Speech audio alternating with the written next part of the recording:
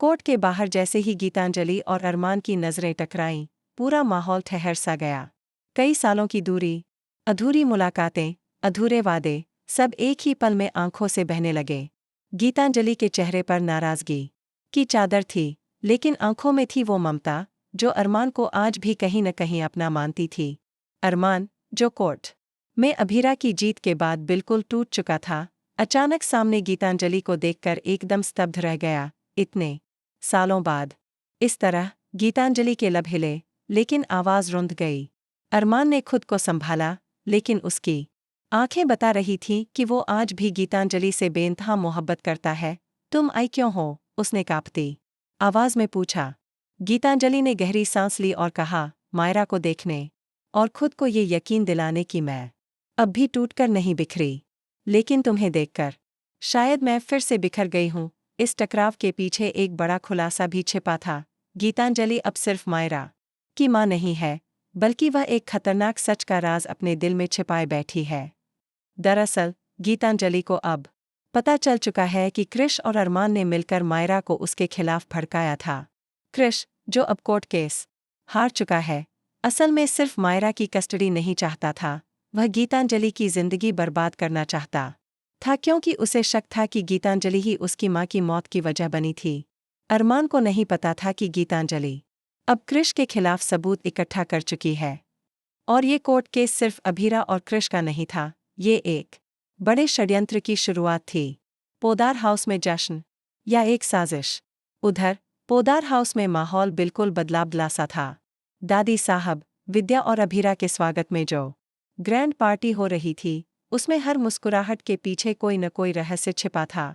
अभीरा, जो केस जीतकर लौटी थी, अब भी अंदर से हिल चुकी थी। उसे लग रहा था कि कुछ बहुत बड़ा और बहुत खतरनाक होने वाला है। और उसका शक सही साबित हुआ जब स्वागत समारोह के बीच अचानक बिजली चली गई और किसी अनजान शख्स की आवाज गूंजी, तुम्हें लगता है ये जीत है? ये तो बस एक शुरुआत है। अब तुम सबका अंत बहुत करीब है। लोग डर गए, चीख पुकार मच गई।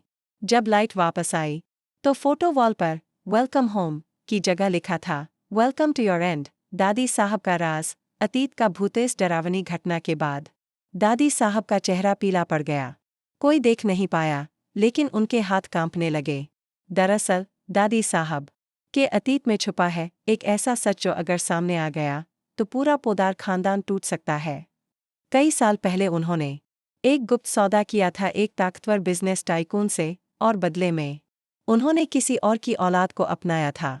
क्या वो औलाद अभीरा थी, या कृष, या फिर मायरा, विद्या की चाल? कौन है असली दुश्मन? विद्या, जो हमेशा शांत और सौम्य लगती है, असल में अपनी ही बहन से बदला लेना चाहती, और वो बहन कोई और नहीं बल्कि गीतांजलि है। कभी बचपन में एक दुर्घटना के बाद दोनों अलग हो गई थीं। गीतांजलि को गोद लिया गया और विद्या को छोड़ दिया गया।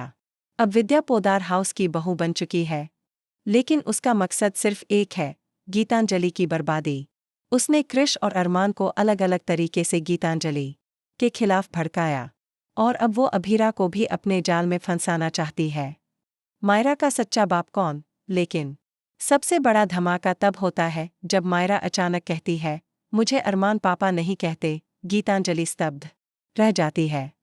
अरमान गुस्से में चिल्लाता है, क्या बकवास कर रही हो मायरा? लेकिन मायरा रोते हुए कहती है, मुझे सब याद है। मेरे असली पापा कोई और थे, और मम्मा ने मुझे उनसे दूर रखा। गीतांजलि कांपती आवाज में कहती है, मैं तुम्हें बचा रही थी मायरा, क्योंकि वो आदमी एक दरिंदा था। उसने मुझे धोखा दिया, और तुम उसी की निशानी हो। अब पूरा पोदार हाउस खामोश। क्या गीतांजलि ने अरमान से शादी झूठ की बुनियाद पर की थी? क्या मायरा सच में अरमान की बेटी नहीं? कृष की वापसी, अब बदला लेगा कृष, जो कोर्ट में हार चुका था, अब चुप नहीं बैठा है। उसने जमानत ली और अब उसने कसम खाई है कि वो अभीरा, गीतांजलि और अरमान, तीनों की जिंदगी नर्क बना देगा। उसने एक सीक्रेट टीम बना ली है, जिसमें शामिल है एक हैकर जो पोदार हाउस की सारी सुरक्षा तोड़ देगा, एक पूर्व वकील जो केस को दोबारा कोर्ट में लेकर जाएगा, और एक अंडरवर्ल्ड गुंडा जो काम खत्म करने में माहिर है। कृष का अगला निशाना है मायरा। अब आगे क्या? क्या अरमान गीतांजलि का साथ देगा या मायरा की सच्चाई से टूट जाएगा? क्या दादी साहब अपने अतीत का सच सबके सामने लाएंगी? क्या विद्या की साजिश सफल होगी? क्या अभीरा अपने परिवार को टूटने से बचा पाएगी? और सबसे बड़ा सवाल, क्या मायरा बचेगी? यह रिश्ता क्या कहलाता है में अब हर एपिसोड बनेगा आपके लिए सांसें रोक देने वाला धमाका। हर किरदार अब दोहरे चेहरे में जी रहा है। हर मुस्कान के पीछे छिपा है धोखा। हर रिश्ते के पीछे एक काला राज। इस हफ्ते सच्चाई और झूठ के बीच की दीवार गिरने वाली है। और जब वो गिरेगी तो सिर्फ एक नहीं, कई जिंदगियां बर्बाद हो जाएंगी। क्या आप तैयार हैं?